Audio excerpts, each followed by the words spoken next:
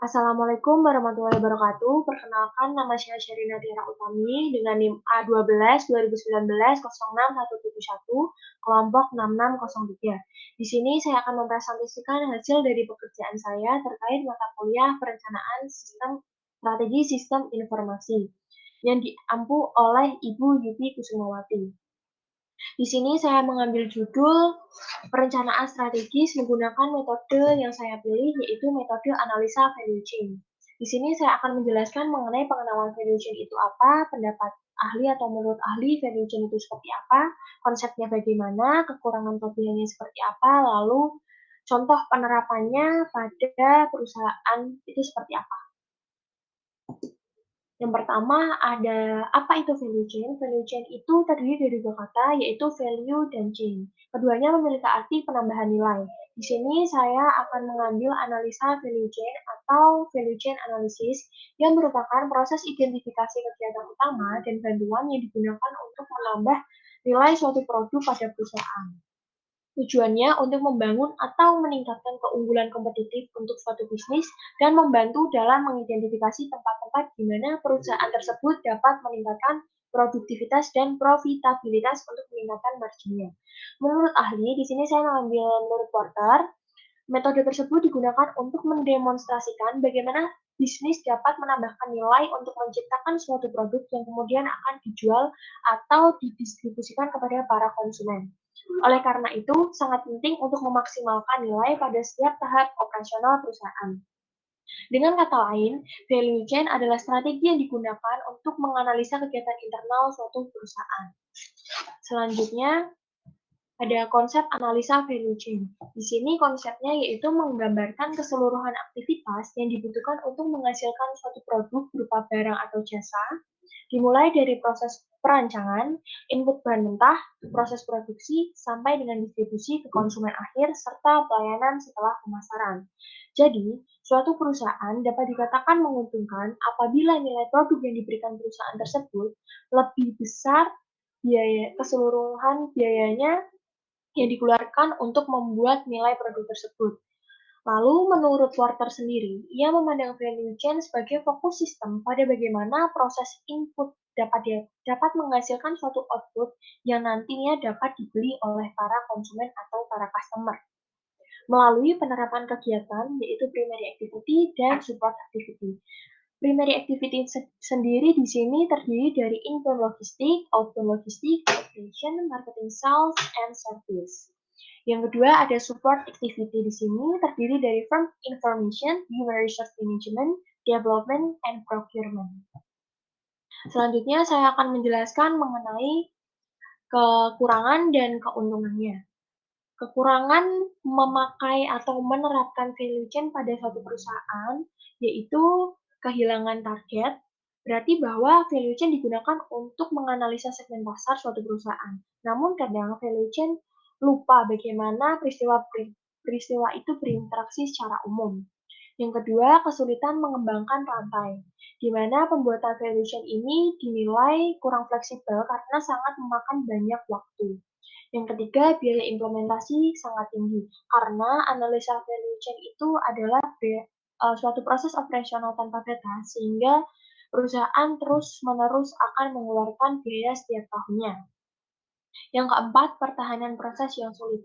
Value chain memakan banyak waktu sekali sehingga para staf dan pegawai yang bekerja tidak bisa berkonsentrasi penuh terhadap tugas-tugasnya. Yang selanjutnya ada keuntungan. Yang pertama, meningkatkan keuntungan perusahaan berarti meningkatkan keuntungan logistik melalui produksi pendapatan yang tinggi. Yang kedua, meningkatkan kualitas penawaran, yaitu kualitas pasar yang bagus dapat meningkatkan persaingan yang kompetitif dan sehat untuk para kompetitor. Yang ketiga, memberikan pengenalan produk secara kuat. Berarti bahwa melalui peningkatan citra merek dengan melakukan promosi seperti diskon, pengadaan diskon atau sale untuk suatu produk yang dikeluarkan oleh perusahaan dapat menggait para konsumen. Yang keempat artinya meningkatkan keberlanjutan. Setelah citra yang telah terciptakan itu telah memberikan value bagi perusahaan itu sendiri atau telah tercipta dengan baik, maka loyalitas pelanggan juga dapat tercipta dengan baik pula. sehingga dapat meminimalisir kebocoran biaya karena perusahaan telah mencapai keunggulan yang kompetitif. Selanjutnya, saya berikan contoh mengenai value chain internal yang ada pada Universitas Dianuswantoro. Di sana terdapat dua kegiatan, yaitu support activity dan primary activity.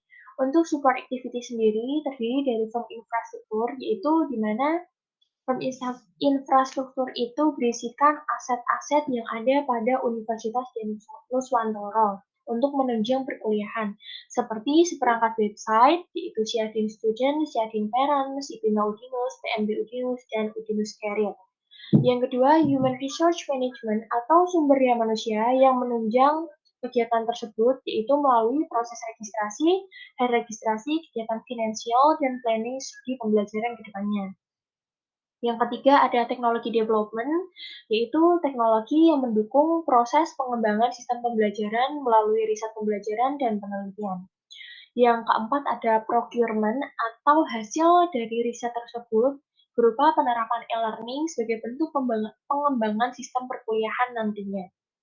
Lalu ada primary activity yang terdiri dari inbound logistik atau penerimaan, yaitu berisikan registrasi mahasiswa dan registrasi mahasiswa, di mana kampus memberikan uh, penerimaan mahasiswa dan daftar ulang para mahasiswa untuk melakukan perkuliahan di Universitas Dianuswantoro.